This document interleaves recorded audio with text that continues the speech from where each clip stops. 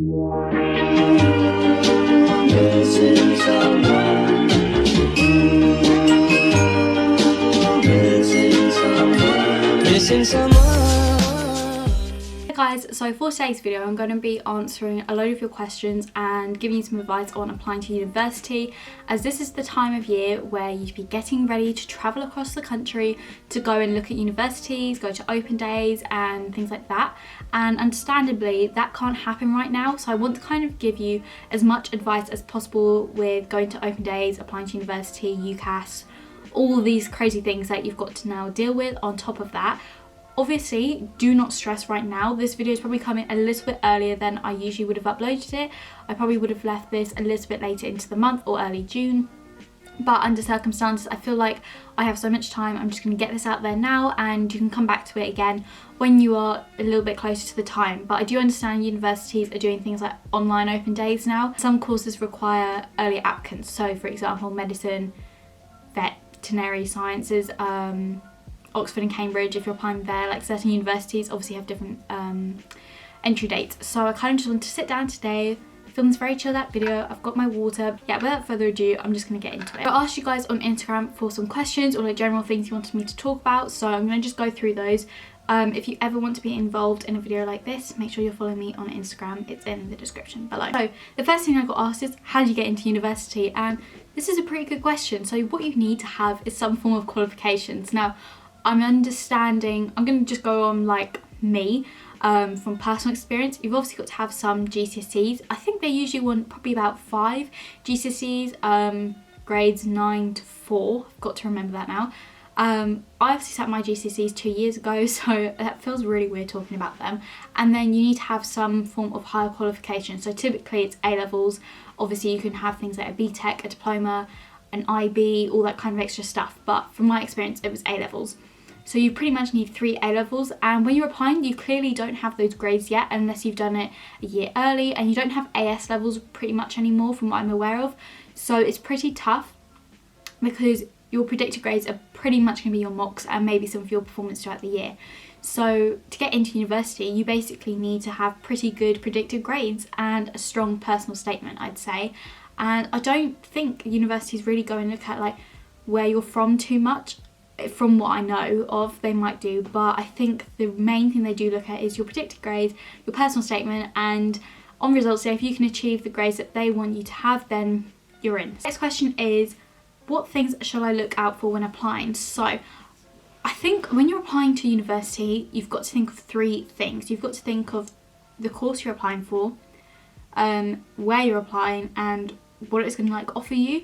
So for a start, you need to decide what you want to study, and this sounds so crazy because it's like a year ahead of when you're going to be going.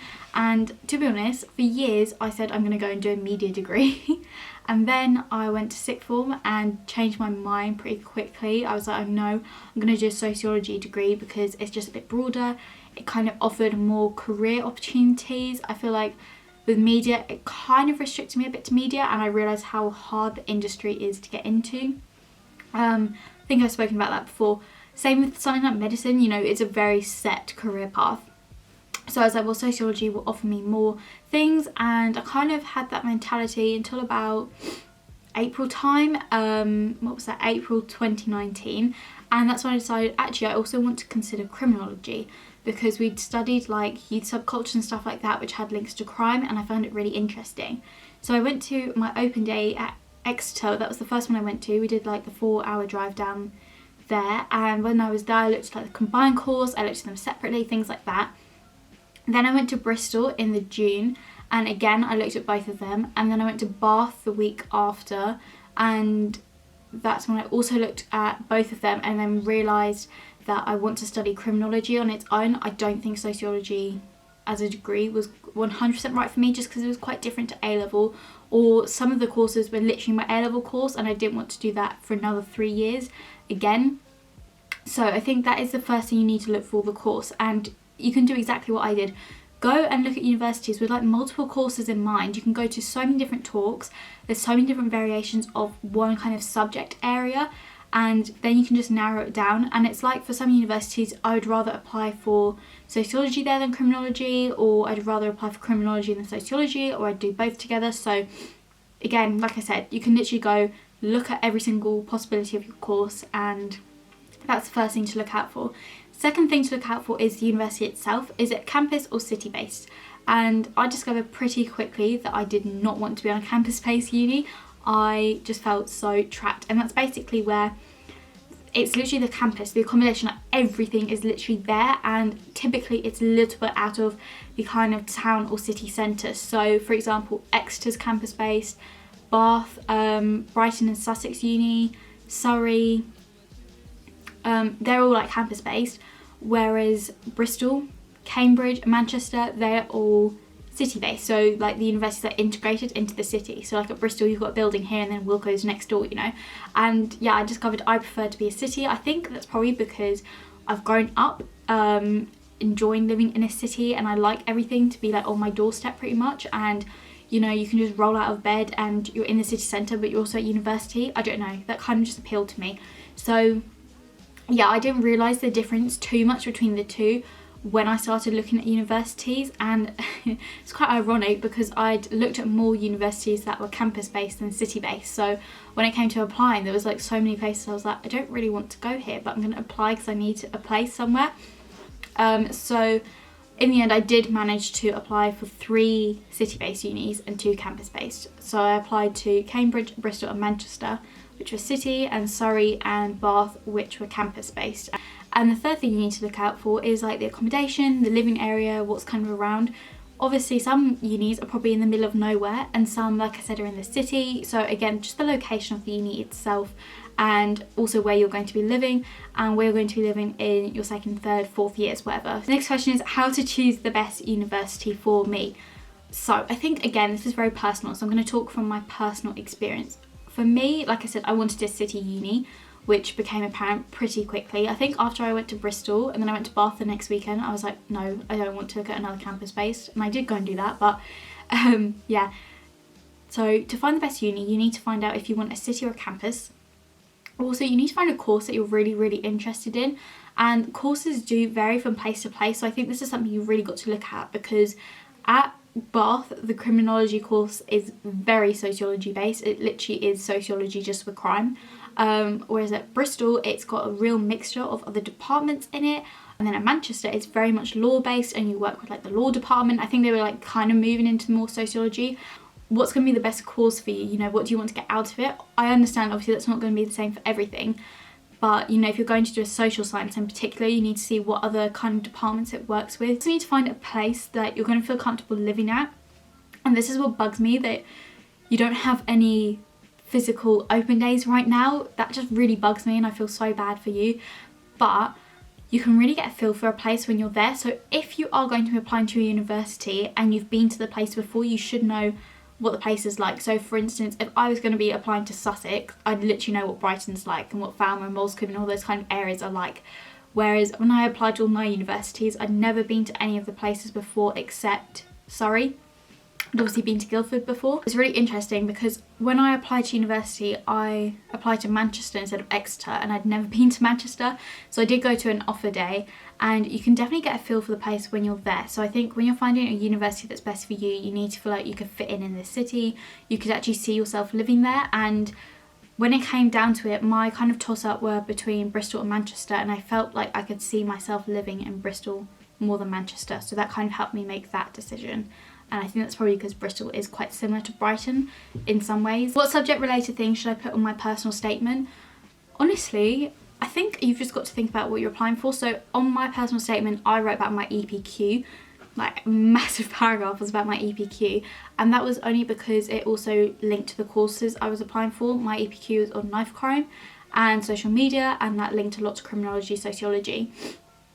I also wrote about 2 books that I'd read, and again that just shows like extracurricular subject related things. I wrote about a research project I did in sociology because a lot of the courses I was applying for were quite interested in that, and like at Bristol I was going to be applying for a course with research methods, so I thought it was pretty good to demonstrate that in my application. So I do think it's really good if you've got any work experience, books you've read, podcasts you've listened to, documentaries you've watched, any extra work you've done, put it on there. Like my research project was for sociology instead of well, it wasn't instead of an exam, it was to do over the summer as like homework or whatever, but I managed to put it on there still, and you know, it was very useful, became quite a discussion in my Cambridge interview along with my EPQ. So anything extracurricular you can do, particularly like work experience, if you're going to apply for something like medicine or law or whatever, that would be great to put on there. What are some of the key questions I should ask or bear in mind when looking at unis? So obviously this is now going to be online open days, and I do want to do a video on this, but I know a lot of universities are doing virtual open days or have got systems in place where you can talk to current students. A lot of the questions I asked were particularly related to the accommodation. So I asked like, what's the Wi-Fi like? Is the hot water good? Is it really noisy here? And a lot of the time the students were honest. I'd also ask like, oh, how far is it to the nearest supermarket? Or, you know, just general things that you don't think about but are actually really important. In terms of your course and subject, just speak to the students. What's your favourite module from the course? Is there flexibility? Can you choose your modules? You know, what kind of stuff do you learn? Because a lot of the students will probably be in their first year, so you can ask them about the second year, like what you're going on to study, did you get to choose extra things, how many contact hours a week do you have, just general things that you want to know that you can't always find on the website. But a lot of the time I would just say bear in mind things that you're just curious about. It could literally be the most obscure question, but just ask it because someone will know the answer. And it's also just really good to hear other people's opinions. You know, I always like to ask people, what was your least favourite thing about the course? I personally think determines a person's entry into uni. I'd say probably your predicted grades, because that is what you're literally selling yourself on. Because from what I've heard, not all universities read your personal statements. Don't hold me to that, but that is just what I've been told.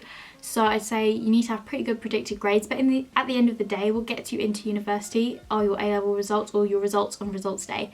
So you could have like the best predicted grades ever, but if you don't meet those grades, that could determine whether or not you get into university, if you see what I mean. Your tips for personal statements. I will do a whole video on this, but in brief, I'd say you just need to kind of sell yourself, write about things you studied or you're interested in, and I think there's very different ways of writing a personal statement, because my personal statement was quite different to someone who's not applying to Oxbridge, whereas for Oxbridge you had to show a lot of like extracurricular and like extra reading, whereas I've read people's personal statements and they didn't have to do that as much, and they could talk about more about their hobbies or like work and things like that, whereas mine all had to be pretty much directly linked to the course I was applying to. But if you do want to see a whole video on personal statements and you have any questions, then leave them below and I'll cover it in that. That is everything I'm going to touch on in this video today. I feel like I've rambled on for absolutely ages, so I do hope some of this was useful for you, and if you do have any further questions, please let me know down below and I will answer them as I reply to every single comment.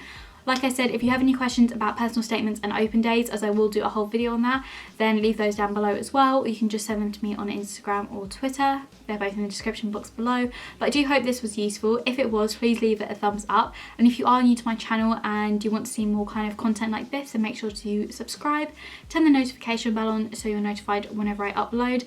And yeah, I hope you all stay safe and well, and I'll see you in my next video. Bye!